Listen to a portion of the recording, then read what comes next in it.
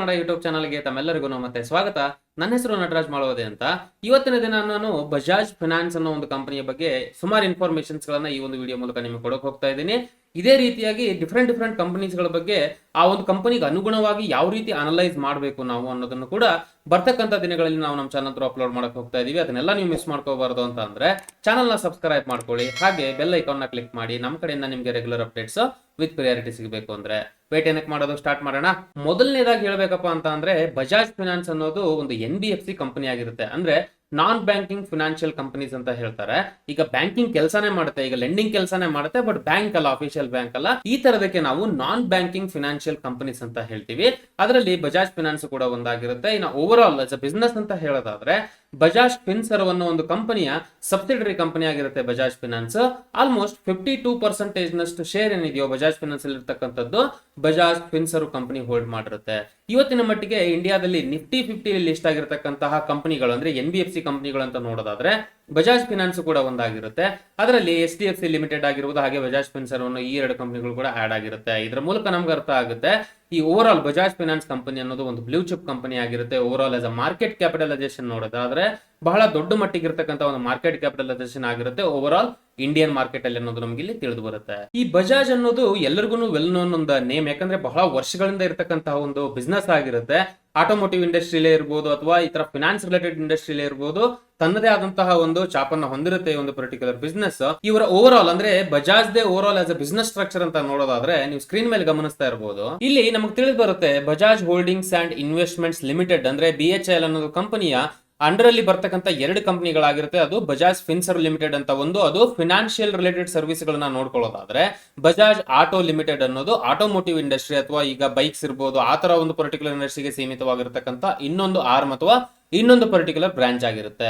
So ಇವತ್ತಿನ ದಿನ ನಾವು ಮಾತಾಡಕ್ ಹೋಗ್ತಾ ಇರೋದು ಬಜಾಜ್ ಫೈನಾನ್ಸ್ ಬಗ್ಗೆ.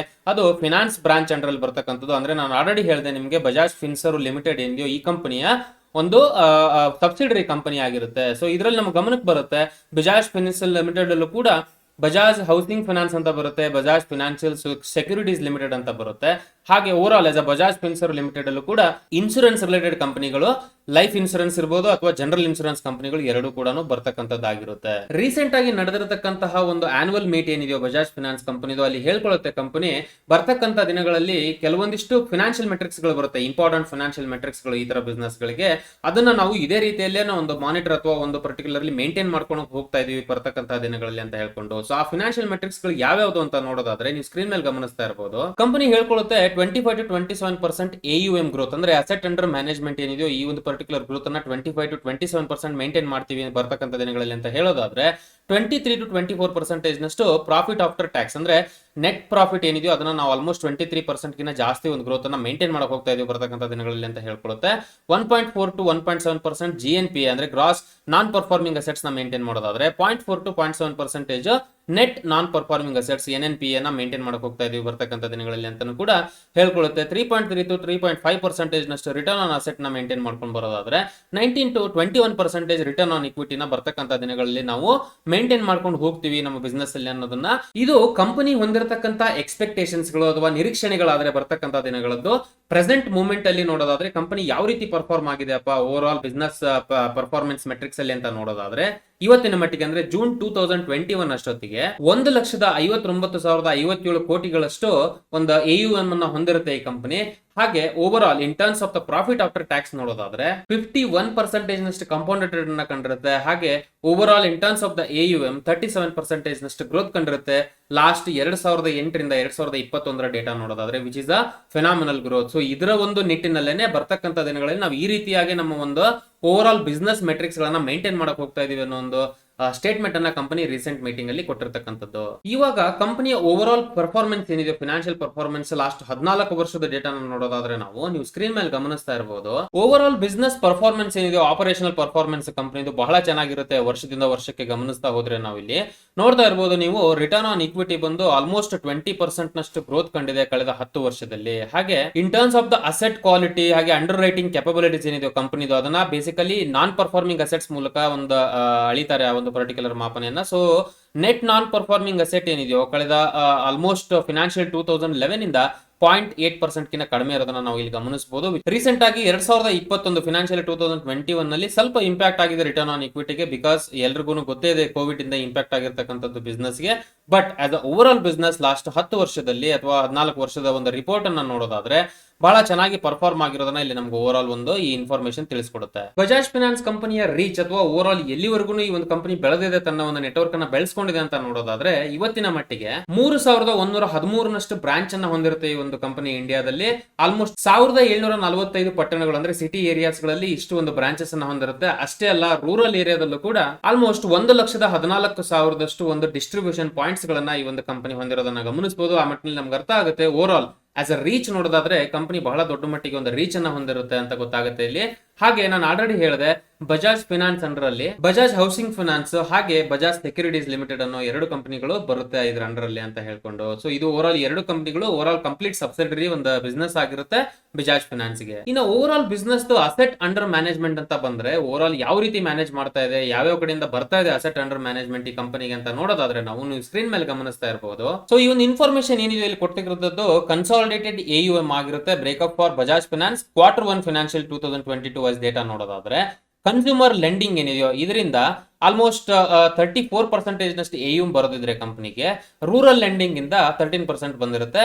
ಹಾಗೆ 32% ನಷ್ಟು ಮೋರ್ಟ್ಗೇಜ್ ಲೆಂಡಿಂಗ್ ಇಂದ ಬರೋದಾದ್ರೆ ಓವರ್ ಆಲ್ ಕಮರ್ಷಿಯಲ್ ಲೆಂಡಿಂಗ್ ಇಂದ 11% ಬಂದಿರುತ್ತೆ.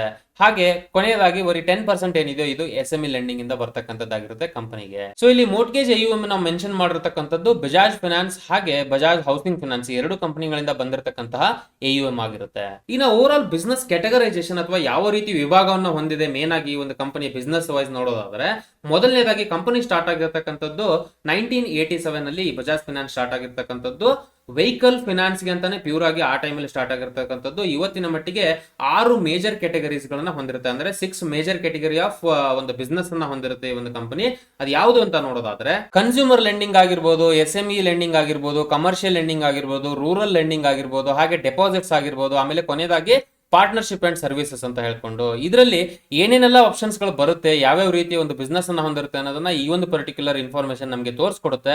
ಇದು ಒಂದು ರೀಸೆಂಟ್ ಆಗಿ ನಡೆದಿರತಕ್ಕಂತಹ ಇನ್ವೆಸ್ಟರ್ ಪ್ರೆಸೆಂಟೇಷನ್ ಇದೆಯೋ Q1 ಫಿನಾನ್ಷಿಯಲ್ 2022 ಅಲ್ಲಿ, ಅದರ ಮೂಲಕ ನಾವು ತಗೊಂಡಿರ್ತಕ್ಕಂತಹ ಒಂದು ಇನ್ಫಾರ್ಮೇಶನ್ ಆಗಿದೆ. ಇದನ್ನ ನೀವು ಪಾಸ್ ಮಾಡಿ ಗಮನಿಸಬಹುದು ಯಾವ್ಯಾವ ರೀತಿ ಕಂಪನಿಯ ಬಿಸ್ನೆಸ್ ಹೊಂದಿರುತ್ತೆ in terms of the different categorisation ಅಂತ ಈ ಒಂದು ಪರ್ಟಿಕ್ಯುಲರ್ ಇನ್ಫಾರ್ಮೇಶನ್ ಕ್ಲಿಯರ್ ಆಗಿ ನಮಗೆ ತಿಳಿಸ್ಕೊಡುತ್ತೆ ಇಲ್ಲಿ. ಈ ಬಿಸ್ನೆಸ್ ಕ್ಯಾಟಗರೀಸ್ ಏನಿದೆಯೋ ಕಂಪನಿದು ಒಂದೊಂದಾಗಿ ಅರ್ಥ ಮಾಡ್ಕೊಳ್ಳೋದಾದ್ರೆ ನಾವು ಮೊದಲನೇದಾಗಿ ಕನ್ಸ್ಯೂಮರ್ ಲೆಂಡಿಂಗ್ ಅಂದ್ರೆ ಜನರಲ್ ಆಗಿ ಕೊಡ್ತಕ್ಕಂಥ ಲೋನ್ ಗಳೇನಿದೆಯೋ ಒಬ್ಬ ಕಾಮನ್ ಯೂಸರ್ ಗೆ ಆ ತರದ ಒಂದು ಲೋನ್ಗಳು ಅಥವಾ ಆ ತರ ಒಂದು ಲೆಂಡಿಂಗ್ ಏನಿದೆಯೋ ಈ ಒಂದು ಪರ್ಟಿಕ್ಯುಲರ್ ಕ್ಯಾಟಗರಿಯಲ್ಲಿ ಬರ್ತಕ್ಕಂಥದ್ದಾಗಿರುತ್ತೆ. ಇವತ್ತಿನ ಮಟ್ಟಿಗೆ 34% ಏನಿದೆ ಈ ಕಂಪನಿದು ಅಸೆಟ್ ಅಂಡರ್ ಮ್ಯಾನೇಜ್ಮೆಂಟ್ ಈ ಒಂದು ಕ್ಯಾಟಗರಿಯಿಂದ ಬರ್ತಕ್ಕಂಥದ್ದಾಗಿರುತ್ತೆ. ಇನ್ನು ಓವರ್ ಆಲ್ ಆಸ್ ಅ ರೀಚ್ ನೋಡೋದಾದ್ರೆ ಬಜಾಜ್ ಫಿನಾನ್ಸ್ ಲಿಮಿಟೆಡ್ ಏನಿದೆಯೋ ಆಲ್ಮೋಸ್ಟ್ 1368 ಲೊಕೇಶನ್ಸ್ ಗಳಲ್ಲಿ ಆಲ್ಮೋಸ್ಟ್ 82,900 ಆಕ್ಟಿವ್ ಡಿಸ್ಟ್ರಿಬ್ಯೂಷನ್ ಪಾಯಿಂಟ್ಸ್ ಗಳನ್ನ ಹೊಂದಿರುತ್ತೆ in terms of the consumer lending ನೋಡೋದಾದ್ರೆ. ಹಾಗೆ ಓವರ್ ಆಲ್ ಇದು ಒಂದು ಕನ್ಸ್ಯೂಮರ್ ಎಲೆಕ್ಟ್ರಾನಿಕ್ಸ್ ಇರ್ಬೋದು, ಡಿಜಿಟಲ್ ಇರ್ಬೋದು, ಲೈಫ್ ಸ್ಟೈಲ್ ಪ್ರಾಡಕ್ಟ್ಸ್ ಲೆಂಡಿಂಗ್ ಇರ್ಬೋದು, ಈ ಒಂದು ಪರ್ಟಿಕ್ಯುಲರ್ ಸ್ಪೇಸ್ ಏನಿದೆಯೋ ಇಂಡಿಯಾದಲ್ಲಿ ಇರ್ತಕ್ಕಂಥದ್ದು ಇವತ್ತಿನ ಪ್ರೆಸೆಂಟ್ ಮೂವ್ಮೆಂಟ್ ಗೆ ನೋಡೋದಾದ್ರೆ ಮಾರ್ಕೆಟ್ ಲೀಡರ್ ಆಗಿರುತ್ತೆ ಬಜಾಜ್ ಫಿನಾನ್ಷಿಯಲ್ ಲಿಮಿಟೆಡ್. ಹಾಗೆ overall Bajaj auto wise ನೋಡೋದಾದ್ರೆ ಅಂದ್ರೆ ಇವತ್ತಿನ ಮಟ್ಟಿಗೆ ಬಜಾಜ್ ಆಟೋ 2 ವೀಲರ್ಸ್ ಇರ್ಬೋದು, 3 ವೀಲರ್ಸ್ ಏನಿದೆಯೋ ಇಂಡಿಯಾದಲ್ಲಿ ನಡೀತಕ್ಕಂಥದ್ದು, ಅದಕ್ಕೆ ಫಿನಾನ್ಸ್ ಏನಿದೆಯೋ ಅದಕ್ಕೆ ಕೊಡ್ತಕ್ಕಂಥ ಫಿನಾನ್ಸ್ ಅಲ್ಲಿ 34% ನಷ್ಟು ಬಜಾಜ್ ಮೋಟರ್ ಸೈಕಲ್ಸ್ ಗಳಿಗೆ ಅಂದ್ರೆ 2 ವೀಲರ್ಸ್ ಕೊಡೋದಾದ್ರೆ 54% ನಷ್ಟು ಬಜಾಜ್ 3 ವೀಲರ್ಸ್ ಗಳ ರಿಲೇಟೆಡ್ ಫಿನಾನ್ಸಿಂಗ್ ಅನ್ನ BFLA ನೋಡ್ಕೊಳ್ತಾ ಇರುತ್ತೆ, ಬಜಾಜ್ ಫಿನಾನ್ಸ್ ಲಿಮಿಟೆಡ್ ನೋಡ್ಕೊಳ್ತಾ ಇರುತ್ತೆ 2021 ಡೇಟಾ ನೋಡೋದಾದ್ರೆ. ಇನ್ನ ಕಂಪನಿ ತನ್ನದೇ ಆದಂತಹ ಒಂದು ಪೇಮೆಂಟ್ ಬಿಸ್ನೆಸ್ ಅನ್ನ ಹೊಂದಿರುತ್ತೆ. EMI ಕಾರ್ಡ್ಸ್ ಗಳನ್ನ ಕೊಡ್ತಾರೆ ಯೂಸರ್ಸ್ ಗೆ. ಈ ಕಾರ್ಡ್ಸ್ ಗಳು ಏನಪ್ಪಾ ಅಂದ್ರೆ ಯುನಿಕ್ಲಿ ಅಂದ್ರೆ ಈಗ ಬಜಾಜ್ ಫಿನಾನ್ಸ್ ಹೋಲ್ಡರ್ಸ್ ಯಾರು ಇರ್ತಾರೋ ಇವರಿಗೆ ಮಾತ್ರ ಈ ಒಂದು ಕಾರ್ಡ್ಸ್ ಗಳು ದೊರಕುತ್ತೆ. ಈ EMI ಕಾರ್ಡ್ಸ್ ಗಳ ಮೂಲಕ ಯೂಸರ್ಸ್ ಎಲೆಕ್ಟ್ರಾನಿಕ್ಸ್ ಗಳು ಪರ್ಚೇಸ್ ಮಾಡೋದಿರ್ಬೋದು, ಲೈಫ್ ಸ್ಟೈಲ್ ರಿಲೇಟೆಡ್ ಪ್ರಾಡಕ್ಟ್ಸ್ ಗಳನ್ನ ಪರ್ಚೇಸ್ ಮಾಡೋದಿರ್ಬೋದು, ಈ ತರದನ್ನೆಲ್ಲ ಮಾಡ್ಬಿಟ್ಟು ಓವರ್ ಆಲ್ ಅಂದ್ರೆ ಲೋನ್ ಬೇಸಿಸ್ ಅಲ್ಲಿ ಪರ್ಚೇಸ್ ಮಾಡ್ಕೊಂಡು ಮಾಡ್ತಕ್ಕಂತ ಒಂದು ಬಿಸ್ನೆಸ್ ಆಗಿರುತ್ತೆ. ಇದು ಕೂಡ ಕನ್ಸ್ಯೂಮರ್ ಲೆಂಡಿಂಗ್ ಅಂಡರ್ ಅಲ್ಲಿ ಬರ್ತಕ್ಕಂತ ಒಂದು ಪಾರ್ಟ್ ಆಗಿರುತ್ತೆ ಈ ಕಂಪನಿದು. ಇನ್ನ company pre approved loan organisation programme ಏನಿದೆಯೋ ಕಂಪನಿದು ಅದರ ಬೇಸಿಸ್ ಅಲ್ಲಿ ಅಪ್ ಟು 25 lakh rupees ನಷ್ಟು ಪರ್ಸನಲ್ ಲೋನ್ ಅನ್ನ ಜಾಬ್ ಹೋಲ್ಡರ್ಸ್ ಗಳಿಗೆ ಕೊಡ್ತಕ್ಕಂಥ ಕೆಲಸನ ಮಾಡ್ತಾ ಇರುತ್ತೆ. ಇದು ಕೂಡ ಕನ್ಸ್ಯೂಮರ್ ಲೆಂಡಿಂಗ್ ಅಂಡರ್ ಅಲ್ಲಿ ಬರ್ತಕ್ಕಂಥ ಒಂದು ಪಾರ್ಟ್ ಆಗಿರುತ್ತೆ. ಇದರಿಂದ ಕಂಪನಿ ಎನ್ಶೋರ್ ಮಾಡ್ಕೊಳ್ಳುತ್ತೆ ಏನಪ್ಪಾ ಅಂದ್ರೆ ಯಾರಿಗೆ ಸ್ಟ್ರಿಕ್ಟ್ ಆಗಿ ಜಾಬ್ ಇದೆಯೋ ಅಂತವ್ರಿಗೆ ಮಾತ್ರ ನೋಡ್ಕೊಂಡು, ಯಾರಿಗೆ ಆ ಒಂದು ಪರ್ಟಿಕ್ಯುಲರ್ ಕೆಪಬಿಲಿಟೀಸ್ ಇದೆಯೋ ಅಂತವ್ರಿಗೆ ಮಾತ್ರ ಈ ತರ ಒಂದು ಲೋನ್ ಅನ್ನ ಕೊಡ್ತಕ್ಕಂಥ ಕೆಲಸ ಮಾಡ್ತಾ ಇರುತ್ತೆ. ಇದರಲ್ಲಿ ಏನಪ್ಪಾ ಅಂದ್ರೆ ಕಂಪನಿಗೆ ರಿಸ್ಕ್ ಏನಿದೆಯೋ ಬಹಳ ಸಿಗ್ನಿಫಿಕೆಂಟ್ಲಿ ಕಡಿಮೆ ಆಗುತ್ತೆ, ಬಿಕಾಸ್ ಸ್ಟ್ರಿಕ್ಟ್ ಜಾಬ್ ಹೋಲ್ಡರ್ಸ್ ಗೆ ಮಾತ್ರ ಈ ತರ ಲೋನ್ ಅನ್ನ ಕೊಡ್ತಾ ಇರೋದ್ರ ಮೂಲಕ. ಇನ್ನ SME ಲೆಂಡಿಂಗ್ ವೈಸ್ ನೋಡೋದಾದ್ರೆ ಇದು ಒಂದು ಪರ್ಟಿಕ್ಯುಲರ್ ಕ್ಯಾಟಗರಿ ಆಗಿರುತ್ತೆ ಕಂಪನಿದು ಬಿಸ್ನೆಸ್ ವೈಸ್ ನೋಡೋದಾದ್ರೆ.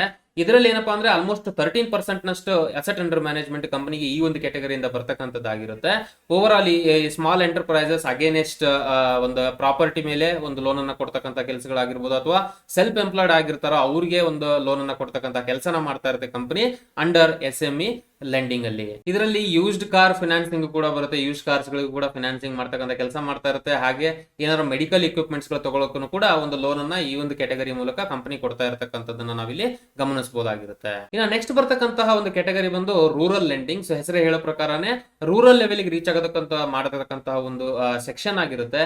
ಇದರಲ್ಲಿ ಏನಪ್ಪಾ ಅಂದ್ರೆ ಆಲ್ಮೋಸ್ಟ್ 10 ಟೈಪ್ಸ್ ಆಫ್ ಪ್ರಾಡಕ್ಟ್ಸ್ ಗಳನ್ನ ಈ ಒಂದು ಕಂಪನಿ ಫ್ರಾಮ್ ಈಗ ಓವರ್ ಆಲ್ ಕನ್ಸ್ಯೂಮರ್ ಲೆಂಡಿಂಗ್ ಇಂದ ಇರಬಹುದು, ಹಾಗೆ SME ಲೆಂಡಿಂಗ್ ಇಂದ ಬರ್ತಕ್ಕಂಥ ಆಲ್ಮೋಸ್ಟ್ 10 ಪ್ರಾಡಕ್ಟ್ಸ್ ಗಳನ್ನ ಈ ಒಂದು ಪರ್ಟಿಕ್ಯುಲರ್ ಕ್ಯಾಟಗರಿ ಮೂಲಕ ಆಫರ್ ಮಾಡುತ್ತೆ. ಇವತ್ತಿನ ಮಟ್ಟಿಗೆ ನೋಡೋದಾದ್ರೆ 1745 ಸಿಟೀಸ್ ಗಳು ಹಾಗೆ ಹಳ್ಳಿಗಳು ಓವರ್ ಆಲ್, ಅದರಲ್ಲಿ 24,000 ಆಕ್ಟಿವ್ ಡಿಸ್ಟ್ರಿಬ್ಯೂಷನ್ ಪಾಯಿಂಟ್ಸ್ ಗಳನ್ನ ಈ ಒಂದು ಕಂಪನಿ ಹೊಂದಿರುತ್ತೆ. Overall as a business ನೋಡೋದಾದ್ರೆ 10% ನಷ್ಟು ಓವರ್ ಆಲ್ ಒಂದು ಅಸೆಟ್ ಅಂಡರ್ ಮ್ಯಾನೇಜ್ಮೆಂಟ್ ಏನಿದೆ ಕಂಪನಿಗೆ ಬರ್ತಕ್ಕಂಥದ್ದು ಈ ಒಂದು ಕ್ಯಾಟಗರಿಯಿಂದ ಬರ್ತಾ ಇರುತ್ತೆ ಇವತ್ತಿನ ಮಟ್ಟಿಗೆ. ಇದರಲ್ಲಿ ನೆಕ್ಸ್ಟ್ ಬರ್ತಕ್ಕಂಥದ್ದು ಕಮರ್ಷಿಯಲ್ ಲೆಂಡಿಂಗ್. ಇದರಲ್ಲಿ ಕಂಪನಿ ಮಿಡ್ ಮಾರ್ಕೆಟ್ ಕಾರ್ಪೊರೇಟ್ಸ್ ಗಳಿಗೆ ಶಾರ್ಟ್ ಟರ್ಮ್, ಲಾಂಗ್ ಟರ್ಮ್ ಹಾಗೆ ಮೀಡಿಯಂ ಟರ್ಮ್ ಲೋನ್ಸ್ ಗಳನ್ನ ಕೊಡೋದ್ರ ಮೂಲಕ ಒಂದು ಬಿಸ್ನೆಸ್ ನ ರನ್ ಮಾಡ್ತಾ ಇರುತ್ತೆ. ಇದರಲ್ಲಿ ಫಿನಾನ್ಷಿಯಲ್ ಇನ್ಸ್ಟಿಟ್ಯೂಷನ್ಸ್ ಇರಬಹುದು, ಆಟೋ ಇನ್ಸುಲರೀಸ್ ಇರಬಹುದು, ಫಾರ್ಮಾ ಸೆಕ್ಟರ್ಸ್ ಇರಬಹುದು, ಹಾಗೆ ಓವರ್ ಆಲ್ ಒಂದು ಸ್ಪೆಷಾಲಿಟಿ ಕೆಮಿಕಲ್ಸ್ ಅಂತ ಬರುತ್ತೆ. ಸೊ ಅದನ್ನ ಪ್ರೊಡ್ಯೂಸ್ ಮಾಡ್ತಕ್ಕಂಥ ಕಂಪನಿಗಳಿಗೆ ಲೋನ್ ಕೊಡ್ತಕ್ಕಂತಹ ಮೇನ್ ಆಗಿ ಫೋಕಸ್ ಮಾಡ್ಕೊಂಡು ಲೋನ್ ಕೊಡ್ತಕ್ಕಂಥ ಕೆಲಸ ಮಾಡ್ತಾ ಇರುತ್ತೆ. ಓವರ್ ಆಲ್ ಆಸ್ AUM ನೋಡೋದಾದ್ರೆ 15% ನಷ್ಟು AUM ಈ ಒಂದು ಪರ್ಟಿಕ್ಯುಲರ್ ಕ್ಯಾಟಗರಿಯಿಂದ ಕಂಪನಿಗೆ ಬರ್ತಕ್ಕಂಥದ್ದಾಗಿರುತ್ತೆ. ನೆಕ್ಸ್ಟ್ ಬರ್ತಕ್ಕಂಥ ಕ್ಯಾಟಗರಿ ಬಿಸ್ನೆಸ್ ಬಂದು ಡೆಪಾಸಿಟ್. ಸೊ ಹೆಸರೇ ಹೇಳೋ ಪ್ರಕಾರನೇ ಇಲ್ಲಿ ಡೆಪಾಸಿಟ್ಸ್ ನ ತಗೊಳುತ್ತೆ ಈ ಒಂದು ಪರ್ಟಿಕ್ಯುಲರ್ ಕಂಪನಿ ಫ್ರಾಮ್ ಇಂಡಿವಿಜುವಲ್ಸ್ ಇರ್ಬೋದು ಅಥವಾ ಕಾರ್ಪೊರೇಟ್ಸ್ ಗಳು. ಸೊ ಈ ಒಂದು ಪರ್ಟಿಕ್ಯುಲರ್ ಇದರಿಂದ ಅಮೌಂಟ್ ನ ರಿಸೀವ್ ಮಾಡ್ಕೊಂಡು ಅದಕ್ಕೆ ಇಂಟ್ರೆಸ್ಟ್ ಕೊಡ್ತಕ್ಕಂಥ ಕೆಲಸ ಮಾಡ್ತಾ ಇರುತ್ತೆ. ಇವತ್ತಿನ ಮಟ್ಟಿಗೆ ನೋಡೋದಾದ್ರೆ ಅಂದ್ರೆ ಸೀನಿಯರ್ ಸಿಟಿಸನ್ ಇಲ್ಲ ಅಂತಂದ್ರೂ ಕೂಡ 6.5% ನಷ್ಟು ಒಂದು ಇಂಟ್ರೆಸ್ಟ್ ರೇಟ್ ಅನ್ನ ಕೊಡ್ತಾ ಇರುತ್ತೆ ಕಂಪನಿ ಇದರಲ್ಲಿರ್ತಕ್ಕಂತಹ FDs ಗಳಿಗೆ, ಫಿಕ್ಸೆಡ್ ಡೆಪಾಸಿಟ್ಸ್ ಗಳಿಗೆ. ಹಾಗೆ company systematic deposit plan, so systematic investment plan ಏನ್ ಕೇಳಿದ್ವು ಅದೇ ರೀತಿ ಸಿಸ್ಟಮೆಟಿಕ್ ಡೆಪಾಸಿಟ್ ಪ್ಲಾನ್ಸ್ ಗಳನ್ನು ಕೂಡ ಇವರ ಈ ಒಂದು ಪರ್ಟಿಕ್ಯುಲರ್ ಸೆಗ್ಮೆಂಟ್ ಮೂಲಕ ಆಫರ್ ಮಾಡುತ್ತೆ ಇಂಡಿವಿಜುವಲ್ಸ್ ಗೆ ಹಾಗೆ ಕಾರ್ಪೊರೇಟ್ಸ್ ಗಳಿಗೆ. ಇದರಲ್ಲಿ overall deposit franchise wise ನೋಡೋದಾದ್ರೆ 21% ಏನಿದೆಯೋ ಕಂಪನೀಸ್ ಬಾರೋವಿಂಗ್ ಇಂದ ಒಂದು ಬರ್ತಕ್ಕಂತಹ ಒಂದು ಪೋರ್ಷನ್ ಆಗಿದ್ದರೆ, ಆಲ್ಮೋಸ್ಟ್ ರಿಟೇಲ್ ಡೆಪಾಸಿಟ್ಸ್ ಇಂದ 77% ನಷ್ಟು ರಿಟೇಲ್ ಡೆಪಾಸಿಟ್ಸ್ ಇರುತ್ತೆ ಕಂಪನಿಯಲ್ಲಿ. ಓವರ್ ಆಲ್ 27,972 crores ನಷ್ಟು ಡೆಪಾಸಿಟ್ ಬುಕ್ ಇರುತ್ತೆ. ಬುಕ್ ವೈಸ್ ನೋಡೋದಾದ್ರೆ ರೀಸೆಂಟ್ ಆಗಿ ಜೂನ್ 2021 ವೈಸ್. ಈ ಕ್ಯಾಟಗರಿಲಿ ನೆಕ್ಸ್ಟ್ ಬರ್ತಕ್ಕಂಥದ್ದು ಪಾರ್ಟ್ನರ್ಶಿಪ್ಸ್ ಅಂಡ್ ಸರ್ವಿಸಸ್ ಅಂತ ಹೇಳ್ಕೊಂಡು ಅಂಡರ್ ದಿಸ್ ಕ್ಯಾಟಗರಿ, ಈ ಒಂದು ಕ್ಯಾಟಗರಿಯಲ್ಲಿ ಕಂಪನಿ ಇನ್ಶೂರೆನ್ಸ್ ಡಿಸ್ಟ್ರಿಬ್ಯೂಷನ್ಸ್ ಏನಿದೆ ಎಲ್ಲಾ ತರದ ಒಂದು ಇನ್ಶೂರೆನ್ಸ್ ಡಿಸ್ಟ್ರಿಬ್ಯೂಷನ್ಸ್ ಗಳಿಗೆ ಡಿಸ್ಟ್ರಿಬ್ಯೂಷನ್ ಪಾಯಿಂಟ್ಸ್ ಆಗಿ ವರ್ಕ್ ಮಾಡ್ತಕ್ಕಂಥ ಕೆಲಸನ ಮಾಡ್ತಾ ಇರುತ್ತೆ. ಓವರ್ ಆಲ್ ಇದರಲ್ಲಿ ಇವರು ಪಾಕೆಟ್ ಇನ್ಶೂರೆನ್ಸ್ ಅನ್ನೋ ಒಂದು ಕಾನ್ಸೆಪ್ಟ್ ಇಟ್ಕೊಂಡು ಇನ್ಶೂರೆನ್ಸ್ ನ ಪ್ರೊವೈಡ್ ಮಾಡ್ತಾರೆ. ಲೈಕ್ ಸ್ಮಾಲ್ ವಸ್ತುಗಳಿಗೆ, ಈಗ ಕಿಚನ್ ರಿಲೇಟೆಡ್ ಕೆಲವೊಂದಿಷ್ಟು ಸ್ಮಾಲ್ ವಸ್ತುಗಳಿಗಿರ್ಬೋದು ಅಥವಾ ಹೆಡ್ ಫೋನ್ಸ್ ಗಳಿರ್ಬೋದು, ಈ ತರ ಚಿಕ್ಕ ವಸ್ತುಗಳಿಗೂ ಕೂಡ ಒಂದು ಇನ್ಶೂರೆನ್ಸ್ ನ ಪ್ರೊವೈಡ್ ಮಾಡ್ತಕ್ಕಂಥ ಕೆಲಸನ ಮಾಡುತ್ತೆ ಅಂಡರ್ ದಿಸ್ ಕ್ಯಾಟಗರಿ. ಹಾಗೆ under this category RBL bank ಜೋಡಿ ಸೇರ್ಕೊಂಡು ಕ್ರೆಡಿಟ್ಸ್ ಕಾರ್ಡ್ ಗಳನ್ನ ಕೊಡ್ತಕ್ಕಂಥ ಕೆಲಸನ ಮಾಡ್ತಾ ಇರುತ್ತೆ ಕಂಪನಿ. ಅಷ್ಟೇ ಅಲ್ಲ, ಮೊಬಿಕ್ವಿಕ್ ನಾವೆಲ್ಲರೂ ಕೇಳಿರ್ತೀವಿ ಪೇಮೆಂಟ್ ವಾಲೆಟ್. ಸೊ ಇವ್ರ ಜೋಡಿನ ಒಂದು ಕಂಬೈನ್ ಆಗಿ 2017ರಿಂದ ಈ ಒಂದು ಸರ್ವಿಸ್ ಅಲ್ಲೂ ಕೂಡ ಒಂದು ಪಾರ್ಟ್ನರಿಂಗ್ ಆಗ್ಬಿಟ್ಟು ಕೆಲಸ ಮಾಡ್ತಾ ಇರ್ತಾರೆ. ಆಲ್ಮೋಸ್ಟ್ 2.13 ಮಿಲಿಯನ್ಸ್ ನಷ್ಟು RBL ಬ್ಯಾಂಕ್ ಜೋಡಿ ಕೋ ಬ್ರ್ಯಾಂಡ್ ಆಗಿರತಕ್ಕಂಥ ಕ್ರೆಡಿಟ್ಸ್ ಕಾರ್ಡ್ ಏನಿದೆಯೋ ಈ ಒಂದು ಕಂಪನಿದು, ಅದು ಇವತ್ತು ಆಪರೇಷನಲ್ ಲೆವೆಲ್ ಅಲ್ಲಿ ಇರುತ್ತೆ ಮಾರ್ಕೆಟ್ ಅಲ್ಲಿ. ಹಾಗೆ ವ್ಯಾಲೆಟ್ ವೈಸ್ ನೋಡೋದಾದ್ರೆ ಮೊಬಿಕ್ವಿಕ್ 20.9 ಮಿಲಿಯನ್ಸ್ ನಷ್ಟು ಯೂಸರ್ಸ್ ಇರ್ತಾರೆ ಒಂದು ಮೊಬಿಕ್ವಿಕ್ ಕೋ ಬ್ರಾಂಡೆಡ್ ವ್ಯಾಲೆಟ್ ವೈಸ್ ನೋಡೋದಾದ್ರೆ. ಇದು ಬಜಾಜ್ ಫೈನಾನ್ಷಿಯಲ್ ಲಿಮಿಟೆಡ್ ಕಂಪನಿಯ ಬಗ್ಗೆ ಒಂದು ಇನ್ಫಾರ್ಮೇಶನ್. ಆದ್ರೆ ನಾನು ಆಲ್ರೆಡಿ ಹೇಳಿದೆ, ಈ ಕಂಪನಿ ಅಂಡರ್ ಅಲ್ಲಿ 2 ಸಬ್ಸಿಡರೀಸ್ ಗಳು ಕಂಪನಿದು ಬರುತ್ತೆ. ಆ ಸಬ್ಸಿಡರೀಸ್ ಗಳ ಬಗ್ಗೆ ಇನ್ಫಾರ್ಮೇಶನ್ ಅನ್ನ ಇವಾಗ ಅರ್ಥ ಮಾಡ್ಕೊಳ್ಳೋಣ. ಮೊದಲನೇದಾಗಿ ಬರ್ತಕ್ಕಂಥ ಸಬ್ಸಿಡರಿ ಬಂದು ಬಜಾಜ್ ಹೌಸಿಂಗ್ ಫೈನಾನ್ಸ್ ಅಂತ ಹೇಳ್ಕೊಂಡು. ಸೊ ಈ ಕಂಪನಿಯ over all asset under management ನೋಡೋದಾದ್ರೆ ಇವತ್ತಿನ ಮಟ್ಟಿಗೆ ಆಲ್ಮೋಸ್ಟ್ 40,941 ಕೋಟಿಗಳಷ್ಟು ಅಸೆಟ್ ಅಂಡರ್ ಮ್ಯಾನೇಜ್ಮೆಂಟ್ ಈ ಕಂಪನಿ ಹೊಂದಿರುತ್ತೆ. ವಿಚ್ ಈಸ್ ಲೈಕ್ 25% ಏನಿದೆಯೋ ಅಸೆಟ್ ಅಂಡರ್ ಮ್ಯಾನೇಜ್ಮೆಂಟ್ ಈ ಕಂಪನಿಯಿಂದಾನೇ ಬಜಾಜ್ ಫೈನಾನ್ಸ್ ಗೆ ಬರ್ತಕ್ಕಂಥದ್ದಾಗಿರುತ್ತೆ. ಇನ್ನು over all as a business ನೋಡೋದಾದ್ರೆ B2C ಅಂಡರ್ ಅಲ್ಲಿ ಬರ್ತಕ್ಕಂತಹ ಹೋಮ್ ಲೋನ್ಸ್ ಗಳಾಗಿರ್ಬೋದು, ಲೋನ್ ಅಗೇನೆಸ್ಟ್ ಪ್ರಾಪರ್ಟಿ ಆಗಿರ್ಬೋದು, ಹಾಗೆ ಲೀಸ್ ರೆಂಟಲ್ ಡಿಸ್ಕೌಂಟಿಂಗ್ ಆಗಿರ್ಬೋದು, ಈ ತರ ಒಂದು ಪರ್ಟಿಕ್ಯುಲರ್ ವರ್ಕ್ ಅನ್ನ ಕಂಪನಿ B2C ಅಂಡರ್ ಅಲ್ಲಿ ಮಾಡ್ತಾ ಇದ್ರೆ, B2B ಬಿಸ್ನೆಸ್ ಟು ಬಿಸ್ನೆಸ್ ನೋಡೋದಾದ್ರೆ ಕನ್ಸ್ಟ್ರಕ್ಷನ್ ಫೈನಾನ್ಸ್ ಇರ್ಬೋದು, ಇನ್ವೆಂಟರಿ ಫೈನಾನ್ಸ್ ಇರ್ಬೋದು. ಸೊ ಈ ತರ ಒಂದು ಕ್ಯಾಟಗರಿ ಆಫ್ ಬಿಸ್ನೆಸ್ ಅನ್ನು ಕೂಡ B2B ಅಂಡರ್ ಅಲ್ಲಿ ಮಾಡ್ತಾ ಇರುತ್ತೆ ಬಿಸ್ನೆಸ್ ಅಲ್ಲಿ ಈ ಒಂದು ಕಂಪನಿ ಬಂದು. ಹಾಗೆ ರೀಸೆಂಟ್ ಫೈನಾನ್ಷಿಯಲ್ ಇಯರ್ 2022 ಡೇಟಾ ನೋಡೋದಾದ್ರೆ ಕ್ವಾರ್ಟರ್ 1 0.28% ನಷ್ಟು ಗ್ರಾಸ್ ನಾನ್ ಪರ್ಫಾರ್ಮಿಂಗ್ ಅಸೆಟ್ಸ್ ಇದ್ರೆ ಕಂಪನಿಗೆ 0.18% ನಷ್ಟು ನೆಟ್ ನಾನ್ ಪರ್ಫಾರ್ಮಿಂಗ್ ಅಸೆಟ್ಸ್ ಇರುತ್ತೆ. RBI ನಾರ್ಮ್ಸ್ ಅಂಡರ್ ಅಲ್ಲಿ ಬರ್ತಕ್ಕಂತ ನಂಬರ್ಸ್ ಗಳಾಗಿರುತ್ತೆ ಈ ಒಂದು ಪರ್ಟಿಕ್ಯುಲರ್ ನಾನ್ ಪರ್ಫಾರ್ಮಿಂಗ್ ಅಸೆಟ್ ನೋಡೋದಾದ್ರೆ. ಈ ಸಬ್ಸಿಡರೀಸ್ ಕಂಪನಿ ಲಿಸ್ಟ್ ಅಲ್ಲಿ ಎರಡನೇದಾಗಿ ಬರ್ತಕ್ಕಂತ ಕಂಪನಿ ಬಂದು ಬಜಾಜ್ ಫಿನಾನ್ಷಿಯಲ್ ಸೆಕ್ಯೂರಿಟೀಸ್ ಅಂತ. ಸೊ ಹೆಸರು ಹೇಳೋ ಪ್ರಕಾರನೇ ಸೆಕ್ಯೂರಿಟೀಸ್ ರಿಲೇಟೆಡ್ ಕೆಲಸಗಳನ್ನ ಮಾಡ್ತಾ ಇರುತ್ತೆ. ಲೈಕ್ ಸ್ಟಾಕ್ ಬ್ರೋಕಿಂಗ್ ಆಗಿರ್ಬೋದು, PMS ಹ್ಯಾಂಡ್ಲಿಂಗ್ ಆಗಿರ್ಬೋದು, ಹಾಗೆ ಒಂದು ಮಾರ್ಜಿನ್ ಟ್ರೇಡ್ ರಿಲೇಟೆಡ್ ಫೆಸಿಲಿಟೇಷನ್ ಕೊಡೋದಾಗಿರ್ಬೋದು, IPO ಇರ್ಬೋದು, ಮ್ಯೂಚುವಲ್ ಫಂಡ್ಸ್ ಆಗಿರ್ಬೋದು, PMS ಡಿಸ್ಟ್ರಿಬ್ಯೂಷನ್. ಸೊ ಈ ತರ ಫಿನಾನ್ಷಿಯಲ್ ಸೆಕ್ಯೂರಿಟೀಸ್ ರಿಲೇಟೆಡ್ ಕೆಲಸಗಳನ್ನ ಮಾಡ್ತಾ ಇರುತ್ತೆ ಈ ಕಂಪನಿ. ಇವತ್ತಿನ ಮಟ್ಟಿಗೆ ನೋಡೋದಾದ್ರೆ ಆಲ್ಮೋಸ್ಟ್ 95,000ಕ್ಕಿಂತ ಜಾಸ್ತಿ ಒಂದು HNI ಹಾಗೆ ರಿಟೇಲ್ ಕ್ಲೈಂಟ್ಸ್ ಗಳು ಈ ಕಂಪನಿಗೆ ಇರ್ತಾರೆ. ಅದರಲ್ಲಿ 52,500 ಕ್ಲೈಂಟ್ಸ್ ಗಳು ಏನಿದಾರೋ ಈ ಒಂದು ಫಿನಾನ್ಷಿಯಲ್ ಇಯರ್ 2022 Q1 ಅಲ್ಲಿ ಆಡ್ ಆಗಿರ್ತಕ್ಕಂತಹ ಕನ್ಸ್ಯೂಮರ್ ಅಥವಾ ಕಸ್ಟಮರ್ಸ್ ಆಗಿರ್ತಾರೆ ಈ ಕಂಪನಿಗೆ. ಇನ್ನು ಓವರ್ ಆಲ್ ಸ್ಟಾಕ್ ಪರ್ಫಾರ್ಮೆನ್ಸ್ ನೋಡೋದಾದ್ರೆ ಕಂಪನಿದು ನೀವು ಸ್ಕ್ರೀನ್ ಮೇಲೆ ಗಮನಿಸ್ತಾ ಇರಬಹುದು. ಬಜಾಜ್ ಫಿನಾನ್ಷಿಯಲ್ ಸೆಕ್ಯೂರಿಟೀಸ್ ಬಂದು ಕಳೆದ 10 ವರ್ಷದಲ್ಲಿ 36% ನಷ್ಟು ಸೇಲ್ಸ್ CAGR ಹೊಂದಿದ್ರೆ, ಪ್ರಾಫಿಟ್ CAGR ನೋಡ್ಬೇಕಪ್ಪ ಅಂದ್ರೆ 40% ನಷ್ಟು ಪ್ರಾಫಿಟ್ CAGR ಇರುತ್ತೆ ಕಳೆದ 10 ವರ್ಷದಲ್ಲಿ. ಹಾಗೆ ಕ್ಯಾಶ್ ಆನ್ ಬುಕ್ ನೋಡಿದ್ರೆ ಫಿನಾನ್ಷಿಯಲ್ 2021 2,176 ಕೋಟಿಗಳಷ್ಟಾಗಿರುತ್ತೆ. ಮೀಡಿಯನ್ PE ಬಂದು 35.07 ಆಗಿದ್ರೆ, ಕರೆಂಟ್ PE ಬಂದ್ಬಿಟ್ಟು 84.8 ಆಗಿರುತ್ತೆ. So overall 10 year stock price wise ಅಂದ್ರೆ ಒಂದು ಹೂಡಿಕೆದಾರರಿಗೆ ಎಷ್ಟು ಪ್ರೈಸ್ ಈ ಒಂದು ಸ್ಟಾಕ್ ರಿಟರ್ನ್ ತಂದ್ಕೊಟ್ಟಿದೆ ಅಂತ ನೋಡೋದಾದ್ರೆ 57% ನಷ್ಟು CAGR ಕಾಂಪೌಂಡೆಡ್ ರಿಟರ್ನ್ ಅನ್ನ ಹೂಡಿಕೆದಾರರಿಗೆ ತಂದ್ಕೊಟ್ಟಿರುತ್ತೆ ಕಳೆದ 10 ವರ್ಷದಲ್ಲಿ. ಹಾಗೆ 8,863% ನಷ್ಟು ರಿಟರ್ನ್ ಅನ್ನ ಎಕ್ಸ್ಕ್ಲೂಸಿವ್ ಡಿವಿಡೆಂಡ್ಸ್ ಈ ಕಂಪನಿ ತಂದ್ಕೊಟ್ಟಿರುತ್ತೆ ಕಳೆದ 10 ವರ್ಷದಲ್ಲಿ. ವೆಲ್, ಇದು ಬಜಾಜ್ ಫಿನಾನ್ಸ್ ಕಂಪನಿಯ ಒಂದು basic information. Over all as ಅ ಫಂಡಮೆಂಟಲ್ ಕಂಪನಿ ಯಾವ ರೀತಿ ವರ್ಕ್ ಮಾಡ್ತಾ ಇದೆ, ಹಾಗೆ ಓವರ್ ಆಲ್ ಬಿಸ್ನೆಸ್ ಸ್ಟ್ರಕ್ಚರ್ ಯಾವ್ದಿದೆ, ಹಾಗೆ ಇದ್ರ ಬರ್ತಕ್ಕಂಥ ಸಬ್ಸಿಡರಿ ಕಂಪನೀಸ್ ಇನ್ಫಾರ್ಮೇಶನ್ಸ್ ಗಳನ್ನು ಎಲ್ಲವನ್ನು ನಾವು ಇಲ್ಲಿವರೆಗೂ ಅರ್ಥ ಮಾಡ್ಕೊಂಡ್ವಿ. ಇವಾಗ the important question, what next? So next ಬರ್ತಕ್ಕಂಥ ದಿನಗಳಲ್ಲಿ ಕಂಪನಿ ಯಾವ ರೀತಿ ತನ್ನ ಒಂದು ಬಿಸ್ನೆಸ್ ಅನ್ನ ಪ್ಲಾನ್ ಮಾಡಕ್ ಹೋಗ್ತಾ ಇದೆ ಅಂತ ಗಮನಿಸೋದಾದ್ರೆ, ಮೊದಲನೇದಾಗಿ ಹೇಳ್ಬೇಕಪ್ಪ ಅಂದ್ರೆ ಕಂಪನಿಗೆ ಜಾಸ್ತಿ ಓವರ್ ಆಲ್ ಅಂದ್ರೆ ಒಂದು ಒಳ್ಳೆಯ ಒಂದು ಕಸ್ಟಮರ್ ಬೇಸ್ ಇರೋದು ನಮ್ಗೆ ಗಮನಕ್ಕೆ ಬರುತ್ತೆ. ಇದರ ಮೂಲಕ ಕಂಪನಿ ತನ್ನದೇ ಆದಂತಹ ಒಂದು ಪ್ರೊಪ್ರೇಟರಿ ಟೂಲ್ಸ್ ಗಳನ್ನ ಜನರಿಗೆ ಪ್ರೊವೈಡ್ ಮಾಡುವಂತಹ ಒಂದು ಕೆಲಸವನ್ನ ಮಾಡಕ್ ಹೋಗ್ತಾ ಇದೆ. ಈಗ ಸದ್ಯದ ಮಟ್ಟಿಗೆ ನೋಡೋದಾದ್ರೆ ಡಿಜಿಟಲ್ ಮಾರ್ಕೆಟ್ ಅನ್ನೋದು ಬಹಳನೇ ಒಂದು ಇಂಪಾರ್ಟೆಂಟ್ ಆಗಿರುತ್ತೆ ಇವತ್ತಿನ ಮಟ್ಟಿಗೆ ಯಾವುದೇ ಕಂಪನಿಗೆ. ಬಿಕಾಸ್ ಇವತ್ತಿನ ದಿನಕ್ಕೆ ಆನ್ಲೈನ್ ಯೂಸರ್ಸ್ ಗಳಿರಬಹುದು, ಸ್ಮಾರ್ಟ್ ಫೋನ್ ಯೂಸರ್ಸ್ ಗಳಿರಬಹುದು, ದಿನೇ ದಿನೇ ಬೆಳೆಯಕ್ಕೆ ಹೋಗ್ತಾ ಇದ್ದಾರೆ. ಹಾಗಾಗಿ ಆನ್ಲೈನ್ ಪ್ರೆಸೆನ್ಸ್ ಏನಿದೆ ಯಾವುದೇ ಕಂಪನಿಗೆ ಬಹಳನೇ ಮುಖ್ಯವಾಗಿರುತ್ತೆ. ಆ ನಿಟ್ಟಿನಲ್ಲಿ ಕಂಪನಿ ಡಿಜಿಟಲ್ ಒಂದು ರಿಲೇಟೆಡ್ ಪ್ರಾಡಕ್ಟ್ಸ್ ಗಳನ್ನ ತನ್ನದೇ ಆದಂತಹ ಪ್ರೊಪ್ರೇಟರಿ ಪ್ರಾಡಕ್ಟ್ಸ್ ಗಳನ್ನ ಡೆವಲಪ್ ಮಾಡ್ತಾ ಇರೋದು ಗಮನಕ್ಕೆ ಬಂದಿದೆ. ಅದರ ನಿಟ್ಟಿನಲ್ಲಿ ನೋಡೋದಾದ್ರೆ EMI ಸ್ಟೋರ್ ಇರಬಹುದು, insurance and investment related market place ಗಳಾಗಿರಬಹುದು, PFL ಹೆಲ್ತ್, ಹಾಗೆ ಬ್ರೋಕಿಂಗ್ ಆಪ್ ಅನ್ನು ಕೂಡ ಈ ಕಂಪನಿ ಡೆವಲಪ್ ಮಾಡೋ ಒಂದು ಪ್ಲಾನ್ ನ ಇಟ್ಕೊಂಡಿದೆ. ಆಲ್ರೆಡಿ ವರ್ಕ್ ನು ಕೂಡ ಈ ನಿಟ್ಟಿನಲ್ಲಿ ಮಾಡ್ತಕ್ಕಂಥದ್ದು ಗಮನಕ್ಕೆ ಬಂದಿರುತ್ತೆ. ರೀಸೆಂಟ್ ಆಗಿ company payment app, so like ಈಗ ನಾವು ಹೆಂಗೆ Paytm ಯೂಸ್ ಮಾಡ್ತೀವೋ ಅದೇ ರೀತಿಯ ಒಂದು ಅಪ್ಲಿಕೇಶನ್ ಅನ್ನ ಲಾಂಚ್ ಮಾಡಿರುತ್ತೆ, ಬಜಾಜ್ ಪೇ ಅಂತ ಹೇಳ್ಕೊಂಡು. ಹಾಗೆ ಈ ಒಂದು ಕಂಪನಿ 25ಕ್ಕಿಂತ ಜಾಸ್ತಿ ಇದರ ರಿಲೇಟೆಡ್ ಸರ್ವಿಸ್ ಪ್ರಾಡಕ್ಟ್ಸ್ ಇರತಕ್ಕಂತಹ ಒಂದು ಆಪ್ ಅನ್ನು ಕೂಡ ಇವರ ಆಪ್ ಅಲ್ಲಿ ಆಡ್ ಮಾಡ್ತಕ್ಕಂತಹ ಒಂದು ಪ್ಲಾನ್ ಅನ್ನ ಇಟ್ಕೊಂಡು ವರ್ಕ್ ಮಾಡ್ತಾ ಇರೋದು ಕೂಡ ಗಮನಕ್ಕೆ ಬಂದಿರುತ್ತೆ. ನಾನು ಆಲ್ರೆಡಿ ಹೇಳಿದೆ ಕಂಪನಿ ರೀಸೆಂಟ್ ಆಗಿ ವ್ಯಾಲೆಟ್ ಬಿಸ್ನೆಸ್ ಅನ್ನು ಕೂಡ ಲಾಂಚ್ ಮಾಡಿದೆ ಅಂತ ಹೇಳ್ಕೊಂಡು July 1st 2021 ಈ ಒಂದು ಬಿಸ್ನೆಸ್ ಅನ್ನ ಲಾಂಚ್ ಮಾಡಿರುತ್ತೆ. ಹಾಗೆ ಬರ್ತಕ್ಕಂಥ ದಿನಗಳಲ್ಲಿ ಫಿನಾನ್ಷಿಯಲಿ 2022 ಅಷ್ಟೊತ್ತಿಗೆ ಆಲ್ಮೋಸ್ಟ್ 5 ಮಿಲಿಯನ್ಸ್ ನಷ್ಟು ಯೂಸರ್ಸ್ ನ ಅಕ್ವೈರ್ ಮಾಡ್ತಕ್ಕಂತಹ ಒಂದು ಚಾನ್ಸಸ್ ಇದೆ ಈ ಒಂದು ಪರ್ಟಿಕ್ಯುಲರ್ ಬಿಸ್ನೆಸ್ ಅನ್ನೋದನ್ನು ಕೂಡ ತಿಳಿದು ಬಂದಿರುತ್ತೆ. ವೆಲ್, ಬರ್ತಕ್ಕಂಥ ದಿನಗಳಲ್ಲಿ ಈ ಒಂದು ಕಂಪನಿಯ ಬಜಾಜ್ ಫಿನಾನ್ಸ್ ಕಂಪನಿಯ ಒಂದು ಫ್ಯೂಚರ್ ಯಾವ್ದ್ರ ಮೇಲೆ ಡಿಪೆಂಡ್ ಆಗಿದೆ ಅಂತ ಅಂದ್ರೆ ಇವರು ಯಾವ ರೀತಿ ತನ್ನ ಬಿಸ್ನೆಸ್ ಅನ್ನ ಎಕ್ಸ್ಪ್ಯಾಂಡ್ ಮಾಡಕ್ ಹೋಗ್ತಾ ಇದ್ದಾರೆ, ಎಸ್ಪೆಷಲಿ ಆನ್ಲೈನ್ ರಿಲೇಟೆಡ್ ಅನ್ನೋದು ಬಹಳನೇ ಇಂಪಾರ್ಟೆಂಟ್ ಆಗಿರುತ್ತೆ ಬರ್ತಕ್ಕಂಥ ದಿನಗಳಲ್ಲಿ. ಸದ್ಯದ ಮಟ್ಟಿಗೆ ನೋಡೋದಾದ್ರೆ ಈ ಒಂದು ಕಂಪನಿ ಏನಿದೆಯೋ ಬಹಳ ಒಂದು ರಿಸ್ಕ್ ಅವರ್ಸ್ ಅಂದ್ರೆ ಬಹಳ ರಿಸ್ಕ್ ತಗೊಳ್ಳದೇನೆ ಒಂದು ಬಿಸ್ನೆಸ್ ಅನ್ನ ರನ್ ಮಾಡ್ತಕ್ಕಂಥ ಕಂಪನಿ ಆಗಿರುತ್ತೆ. ಬಟ್ ಇದು ಸಾಲಲ್ಲ, ಇವರು ನೆಕ್ಸ್ಟ್ ಲೆವೆಲ್ ಬೆಳಿಬೇಕಪ್ಪ ಅಂತ ಅಂದ್ರೆ ಆಬ್ವಿಯಸ್ಲಿ ಸ್ವಲ್ಪ ರಿಸ್ಕ್ ನ ಎಕ್ಸ್ಪ್ಯಾಂಡ್ ಮಾಡಬೇಕಾಗುತ್ತೆ. ಈಗ ಜಾಸ್ತಿ ಕಸ್ಟಮರ್ ಅಕ್ವೈಸೇಷನ್ ಮಾಡ್ಬೇಕಂದ್ರೆ ಮಾರ್ಕೆಟಿಂಗ್ ಅದೇ ರೀತಿಯಲ್ಲಿ ಮಾಡಬೇಕಾಗುತ್ತೆ, ಕ್ಯಾಶ್ ಬರ್ನ್ ಕೂಡ ಆಗುತ್ತೆ ಕಂಪನಿಲಿ. ಸೊ ಎಷ್ಟು ಫಾಸ್ಟ್ ಆಗಿ ಕಸ್ಟಮರ್ ಅಕ್ವೈಸೇಷನ್ ಮಾಡ್ತಾರೆ, ಹಾಗೆ ಸರ್ವಿಸ್ ಗಳನ್ನ ಎಕ್ಸ್ಪ್ಯಾಂಡ್ ಮಾಡ್ತಾರೆ, ಹಾಗೆ ಅದನ್ನ ಬೇಗ ಮಾನಿಟೈಸ್ ಮಾಡ್ತಾರೆ ಅನ್ನೋದ್ರ ಮೇಲೆ ಓವರ್ ಆಲ್ ಕಂಪನಿಯ ಒಂದು ಫ್ಯೂಚರ್ ಏನಿದೆಯೋ ಬರ್ತಕ್ಕಂಥ ದಿನಗಳಲ್ಲಿ ಯಾವ ರೀತಿ ಬೆಳವಣಿಗೆ ಆಗಕ್ಕೆ ಹೋಗ್ತಾ ಇದೆ ಕಂಪನಿ ಅನ್ನೋದು ನಿರ್ಧಾರ ಪಟ್ಟಿರುತ್ತೆ. ಸೊ ಈ ನಿಟ್ಟಿನಲ್ಲಿ ಓವರ್ ಆಲ್ ಬಿಸ್ನೆಸ್ ಯಾವ ರೀತಿ ಪರ್ಫಾರ್ಮ್ ಆಗಕ್ಕೆ ಹೋಗ್ತಾ ಇದೆ ಫ್ಯೂಚರ್ ಅಲ್ಲಿ, ಯಾವ ರೀತಿ ಈ ಕಂಪನಿ ತನ್ನ ಬೆಳವಣಿಗೆಯನ್ನ ಸಸ್ಟೈನ್ ಮಾಡ್ಕೊಂಡು ಹಾಗೆ ನೆಕ್ಸ್ಟ್ ಲೆವೆಲ್ ಬೆಳೆಯಕ್ಕೆ ಹೋಗ್ತಾ ಇದೆ ಅನ್ನೋದನ್ನ ನಾವೆಲ್ಲ ಕಾದ್ ನೋಡ್ಬೇಕಾಗಿದೆ. ಸೊ ನಾನು ಇಲ್ಲಿವರೆಗೂ ಕೊಟ್ಟಿರ್ತಕ್ಕಂಥ ಮಾಹಿತಿ ಏನಿದೆಯೋ ಇದು ಎಜುಕೇಶನಲ್ ಪರ್ಪಸ್ಗೆ ಮಾತ್ರ, ಯಾವುದೇ ರೀತಿಯ ಬೈಸಲ್ ರೆಕಮೆಂಡೇಶನ್ಸ್ ಅಲ್ಲ.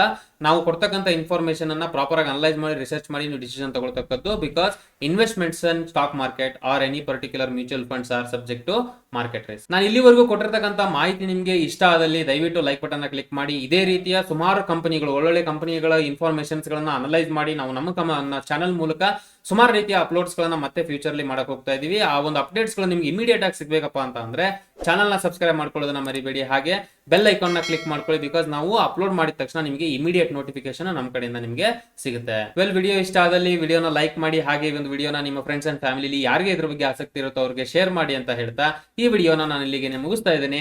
ಮತ್ತೆ ನಿಮ್ಗೆ ನೆಕ್ಸ್ಟ್ ವಿಡಿಯೋದಲ್ಲಿ ಸಿಗ್ತೀನಿ. ಅಲ್ಲಿವರೆಗೂ ಜೈ ಹಿಂದ್.